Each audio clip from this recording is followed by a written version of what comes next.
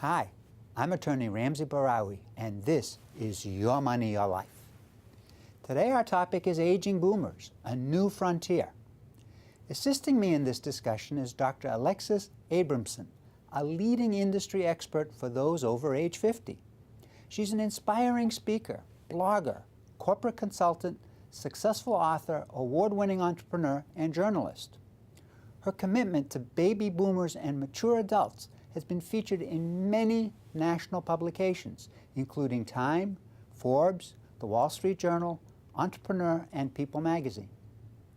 Dr. Abramson is an Emmy and Gracie Award-winning journalist who has, in addition to many other media outlets, appeared frequently as an on-air expert gerontologist for NBC's Today Show, CNBC, CNN, and CBS.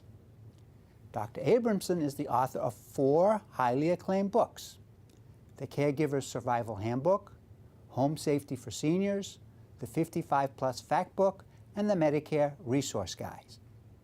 And oh yes, let's not forget, Dr. Alexis's next book, The Ultimate Longevity Guide, is a comprehensive guide revealing the best-kept secrets for a happy, healthy, long life. Dr. Abramson, welcome to Your Money, Your Life. It's great to have you on the program. It's great to be on. Thank you so much, Ramsey. Okay, I'm going to call you Dr. Alexis. Is that all right? That's perfect with me. Okay, Dr. Alexis, boomers are concerned about a variety of aging issues. Near the top of that list is the concern boomers have about how and where they will live in order to sustain their own personal independence.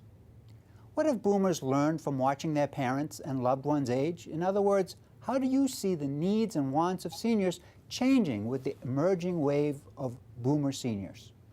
Well, that's a great question and a very important one. When you think about one person turning 50 every 8 seconds, 10,000 a day, 76 million baby boomers, it's a big concern of ours to help boomers try to figure out what it is they need to do to change as opposed to their parents and grandparents and some of their lifestyle issues and some of the way that they look at longevity. I mean, that's really the biggest thing. When you think of, our parents and grandparents, longevity has changed so much. In the 1900s, people lived an average till about 46. Now they live till 76 or above that. And so when you think about aging and you think about what we need to do to make some changes, it's critical for us to think about chronic conditions, to be prepared, to be planning it ahead. And really, it all comes down a lot to the finances and making sure that you're financially prepared for a happy, healthy, but a very long life. You know, Dr. Alexis, we commonly hear the phrase aging in place. What does that phrase mean? And more importantly, why is aging in place so important to boomers? Well, aging in place, the whole concept is around this idea that, nobody really wants to leave the home where maybe they raised their children or they were married and lived a long life with their spouse or their significant other. They just want to stay in place. They want to age in place. But as we know, many of the places where people live, the communities where they live, they're not ergonomically friendly, if you will. So aging in place, about 87% of people say, through an AARP survey I was just reading actually, say that they'd like to age in place. But a lot of them say they don't know if they can because they don't know if they're going to be able to sustain life in the apartment, in the condo, in the house that they currently live due to it not being an environmental and an ergonomically friendly environment. Aging in place, home modification, are those similar concepts or are they different? Well, aging in place is the fact that you want to stay in the place where you currently live or be in a place that's out in the community. And home modification is simply the fact that you really want to try to modify your home so that you can. There's this concept, it's called universally designed, and it's sort of trying to figure out how you can make your own home more designed so it's more senior friendly, so it's more friendly as you age in place, if you will. As people age, they want to remain in their homes. And as you've also mentioned, those homes haven't been adjusted for an aging person.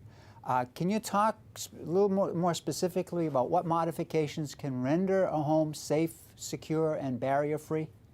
Well, I sure can. So the biggest place that people need to be concerned about is their bathroom. That's where most of the falls happen.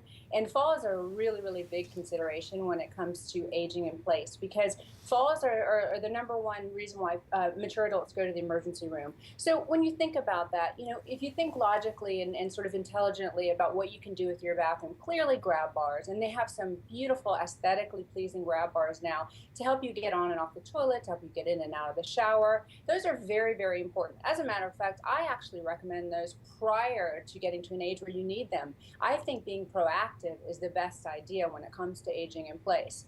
I would also consider to have you, when you think of a cup in your bathroom, make sure that it's not glass, make sure that it's plastic. So if it hits the ground and breaks, that it's not going to create a mess if it's plastic. Make sure that if you have, items that you're holding on to, for instance, make them, build up the grips on your toothbrushes and things like that if you have gripping or dexterity problems. Make sure that you have a mat on the bottom of your tub, so when you get in and out, you do that with freedom. And if you have the financial wherewithal to do so, get a tub that you can walk into. Allow yourself to have, a bathroom that's a little bit larger so that if you ever are wheelchair bound or need a walker, you can get around. There's a lot of simple changes. And then, there are some more medicinal clinical changes, if you will. You can build up your toilet seat so you don't have to, worry about going, reaching down and reaching up as much when you're sitting down.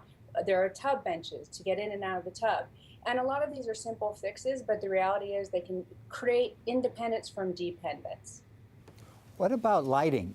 Is lighting a big issue for people as they age? Well, that's a great question. Of course, I'm 46, and as we get older, obviously, I can't see far or close at this point, but our vision starts to go down a little bit. And if you have cataracts, for instance, or you have issues that are related to, aging, and there's so many vision issues that are related to it, you do want to have better lighting. You want to have brighter lighting. You want to have lighting that allows you to see in every space so you don't have any dark corners. And one of the tips that I always suggest to people is when you're traveling and you're a mature adult, if you can, bring your own light bulb, because the sources in a lot of hotels and the sources in your friends and family's houses might not be very good.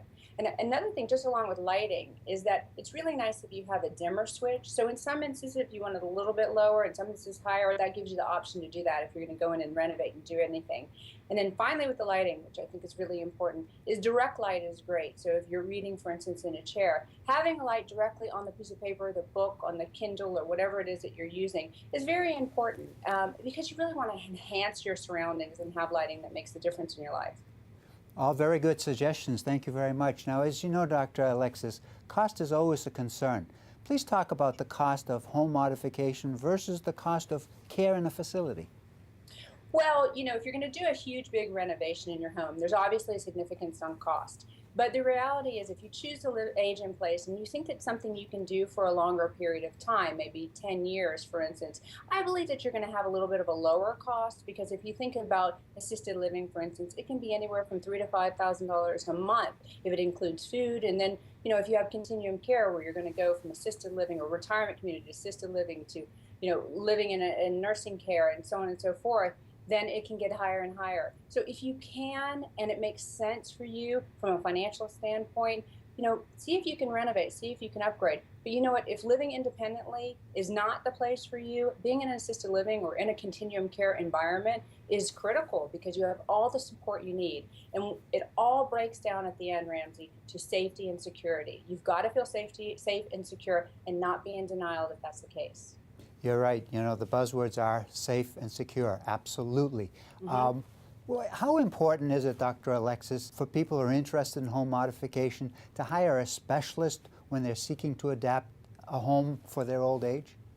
Yeah, another great question. I'm into outsourcing to experts for everything. We all can't be everything at all times. And so why not hire someone that's an expert in home modification who can come in and can share with you maybe some of the situations that they've seen before that weren't great, but they know the solutions. They know the problems and the solutions. Right now, you're sort of just dealing with the problems. They also might be able to outsource better to create a better financial situation when they source products that are going to help you in your home.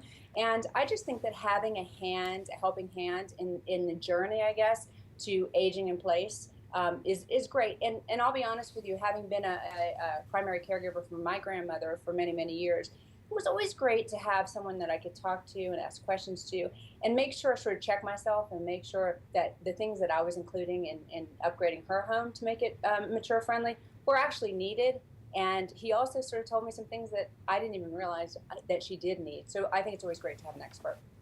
Yeah, I completely agree with you. You need to have an expert to help you with these situations. People can't know everything, obviously. It's very difficult to be a jack of all trades and be good at them all. I mean, you know the phrase, you can be a jack of all trades but a master of none, right? So. Right. Right. Do you have any funny stories to tell about home modification?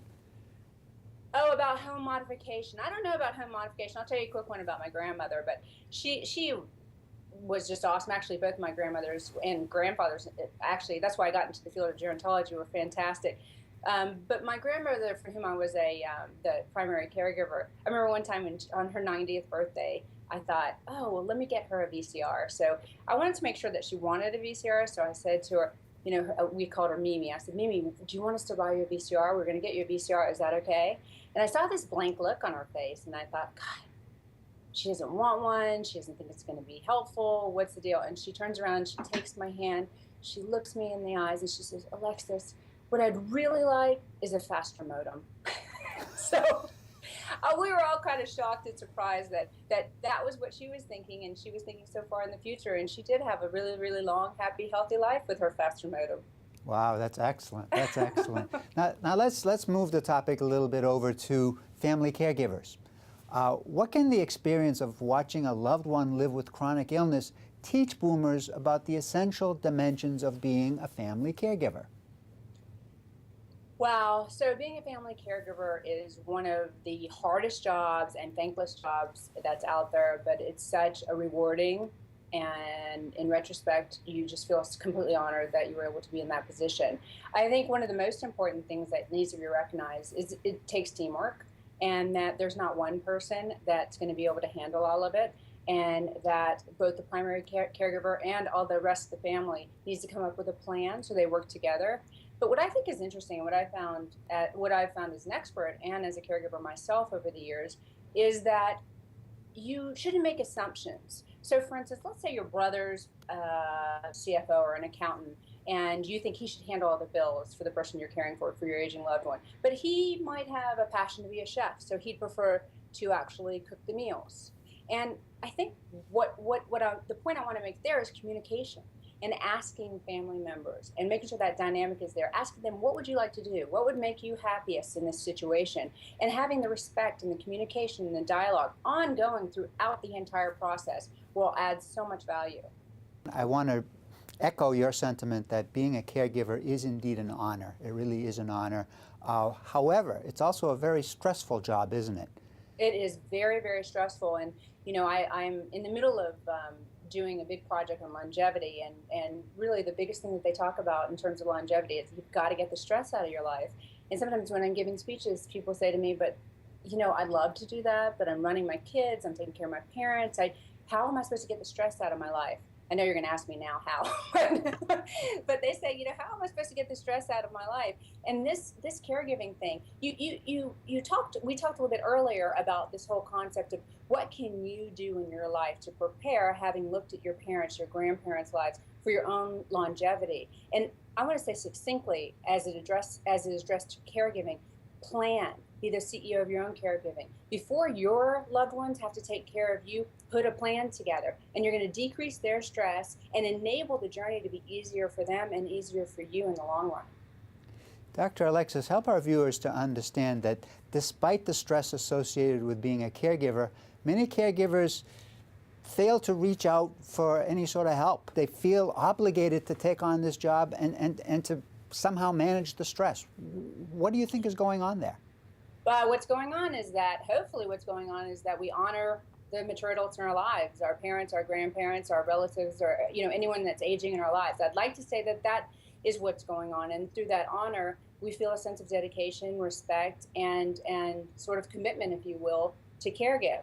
But caregive can come in many different languages, and with that being said, being the caregiver on a day-to-day basis is not something that you have to do if that's not your best fit, and if there are other people to take up that situation or that challenge for you. So if you have siblings and someone might be a better caregiver, but maybe they don't have the money to care as well as you might, give them the money and let them go care. Do the things that you need to do to make sure that you're the best person you can be when you're around that care recipient. Because otherwise, if you don't care for a caregiver, it's not going to work out.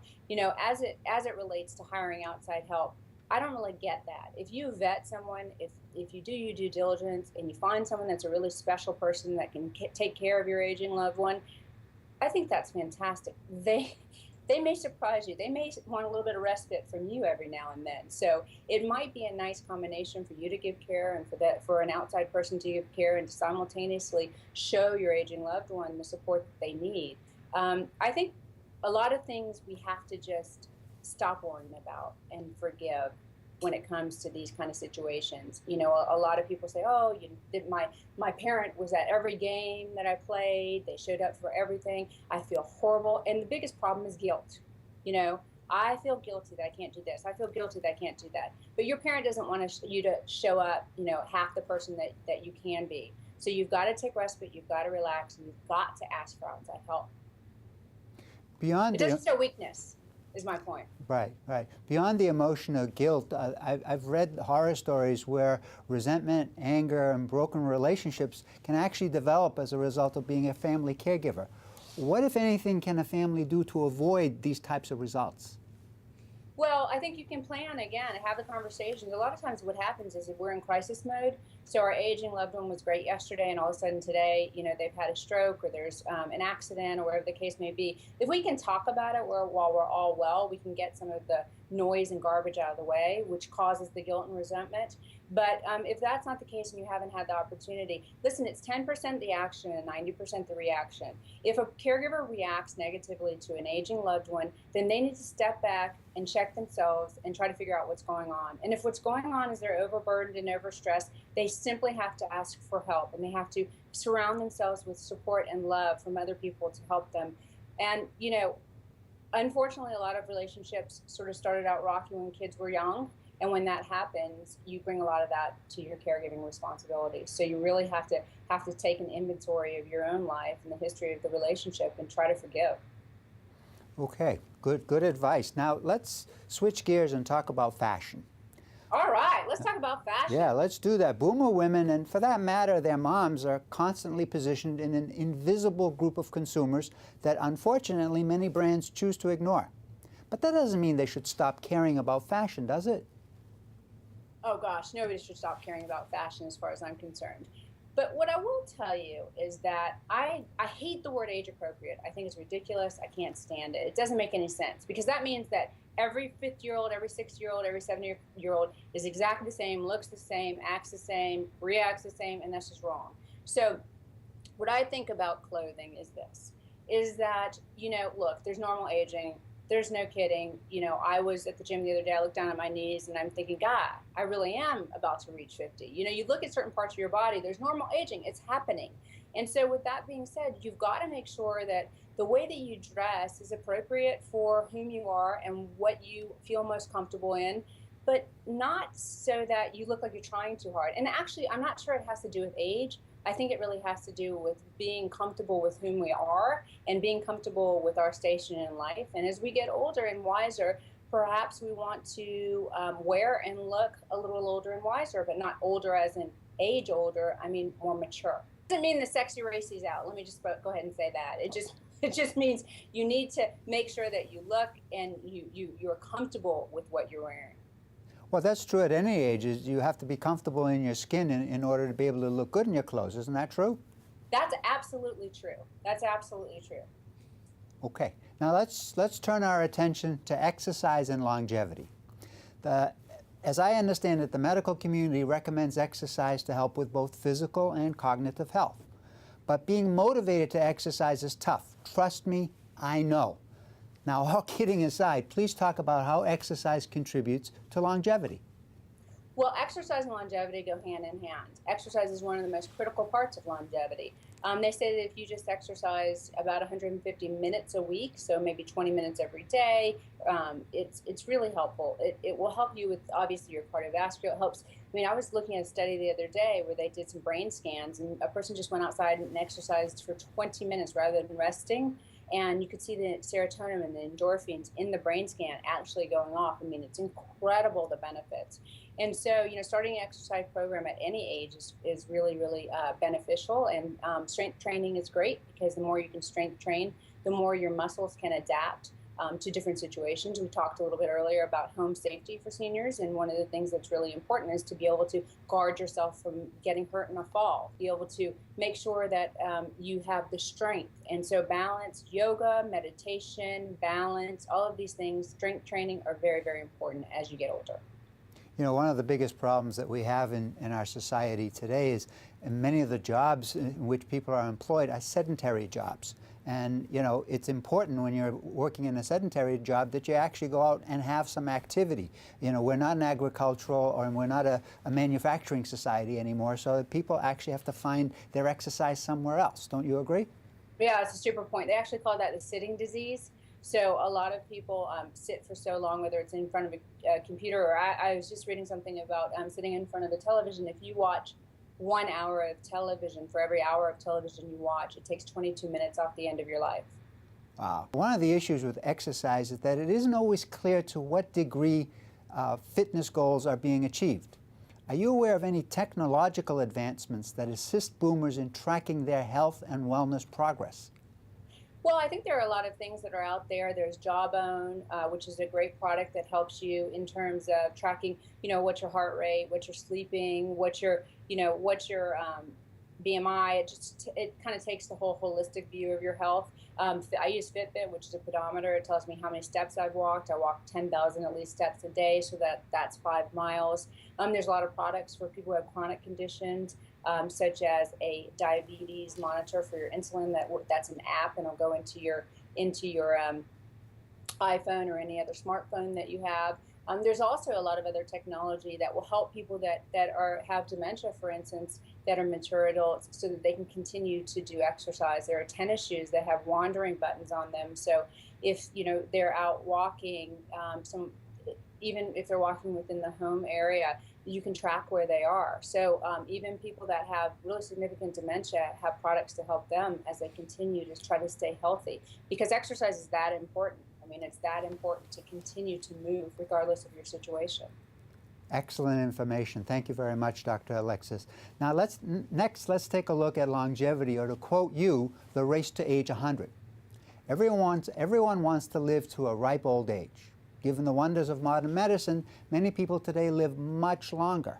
However, many do so with age-related disability. Dr. Alexis, please talk about some of the best ways to live a healthy and happy long life. Wow, if I knew all the ways, wouldn't I just be the Buddha of aging? I think the most important thing is to stay mindful. And, that's such a sort of in vogue word and a little bit cliche, but it's so important. And what I mean by mindful is, I know that I'm right here with you. I've got everything else cleared out of my head. I'm in the moment. I am in the here and now, as they say. And just doing that takes your blood pressure down. It gives you an ability of clarity. It makes you understand, this whole value of relationships and communication, and all of that is very critical to longevity and to aging. So I would say there are 4 areas. Mindfulness, just really being in the moment and really being in the space that you are.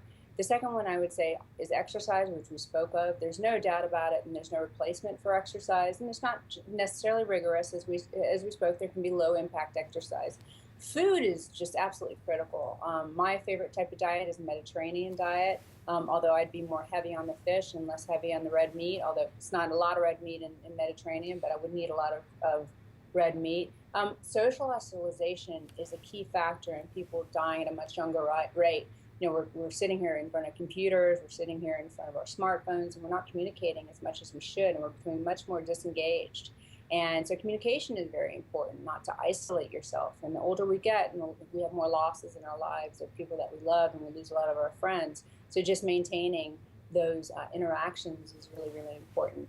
And, I would just add to that also, just the sense of adventure and passion, and this desire to maintain a very healthy, wealthy, wise, and happy life.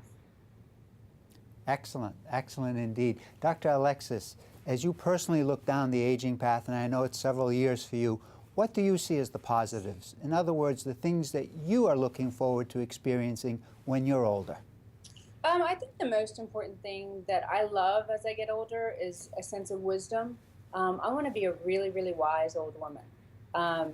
I've met so many people, whether they be a CEO or a janitor, and if you just sit down and take some time to talk to them and you hear their stories and about all the things that they've done throughout their lives, and the experiences that they've had, I hope that on my journey I can have half of those experiences, and I can listen to and be listened to as much, and have a very, very rich, happy life. Very good. Good place for us to stop, Dr. Alexis. Aging. We all do it. While aging is an inevitable part of life, better living conditions and advances in healthcare allow us all to live longer lives. Although baby boomers are beginning to show their age, they nonetheless tenaciously cling to the notion of sustaining their independence. Although the fountain of youth has yet to be discovered, boomers will surely revolutionize rather than fear the aging process. By setting new expectations and maintaining the proper balance, boomers will transform attitudes about aging. In so doing, boomers will embrace the aging process as its new next frontier. To learn more about boomer aging and their lifestyle choices, visit alexisabramson.com. Click on the blog tab to learn about being a family caregiver, safely aging in place, healthy, sustainable foods, exercise and longevity, fashion and other lifestyle issues. Also pay a visit to her books tab, where you can learn more about her acclaimed guides and handbooks. And remember to check out Dr. Abramson's next book, The Ultimate Longevity Guide. In closing, I'd like to thank my guest, Dr. Alexis, for her participation on this program. Dr. Alexis, thank you very much. Thank you, Ramsey. I had a blast. Wonderful. And as always, thank you to you, our viewers, for watching Your Money, Your Life. My name is Attorney Ramsey Bahrawy, Building Your Trust.